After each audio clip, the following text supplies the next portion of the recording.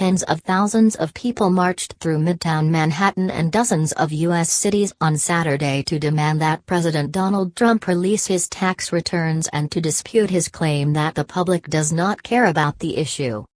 Organizers of Tax March in more than 150 cities across the country and beyond wanted to call attention to Trump's refusal to disclose his tax history, as his White House predecessors have done for more than 40 years.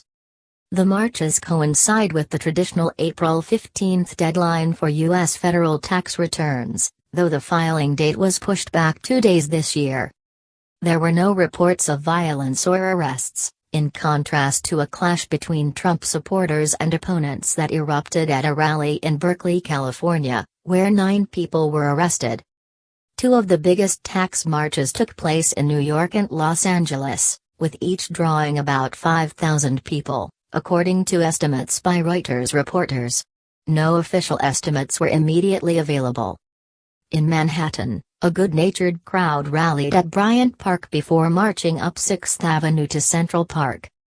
Among the marchers was an oversized inflatable rooster, sporting an angry expression and a sweeping metallic orange hairdo meant to resemble Trump's signature style.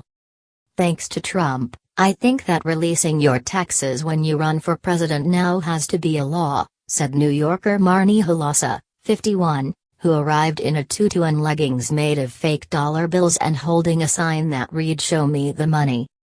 In Washington, more than 1,500 protesters gathered on the front lawn of the U.S. Capitol, where members of Congress addressed the crowd before it marched to the Lincoln Memorial.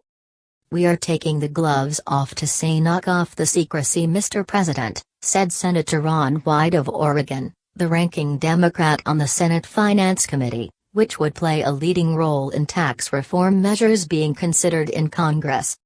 He described Trump's refusal to release his taxes as being like a teenager trying to hide a lousy report card. Tax reform. Among the marchers was Melinda Colwell, 34, a stay-at-home mother from Ledyard, Connecticut. She said she was concerned that conflicts of interest in Trump's tax returns might foreshadow selfish interests in his tax reform policies. "I think it's important to know how that could influence his decisions and how he could benefit from the decisions being made," she said.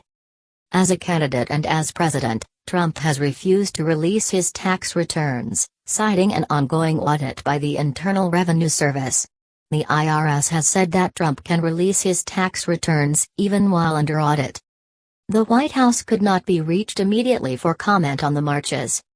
Events were also planned in cities in Europe, Japan, and New Zealand. The marches were launched by a single tweet, organizers said. A day after the massive January 21 Women's March in Washington and other cities, comedy writer Frank Lesser tapped out on Twitter, "Trump claims no one cares about his taxes. The next mass protest should be on tax day to prove him wrong." It has been retweeted more than 21,000 times.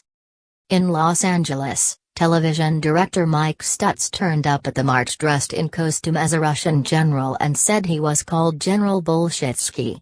He carried a sign that read, "What tax returns? Putin paid cash.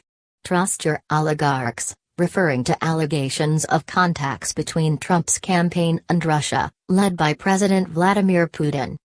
Joe Dinkin, spokesman for the Working Families Party, one of the groups organizing the marches, said investigations into the Trump campaign's alleged connections to Russia underscore the need to disclose his returns. "Without seeing his taxes, we'll never really know who he's working for," said Dinkin, who expects the marches to draw at least 100,000 protesters. There have been some glimpses into Trump's tax history. Last month, MSNBC host Rachel Maddow reported on 2 pages of Trump's 2005 return that were obtained by investigative reporter David K. Johnston and released by DCReport.org. They showed Trump paid $38 million in taxes on more than $150 million in income. And in October, the New York Times reported that Trump had declared a $916 million loss on his 1995 federal tax return, citing 3 pages of documents from the return.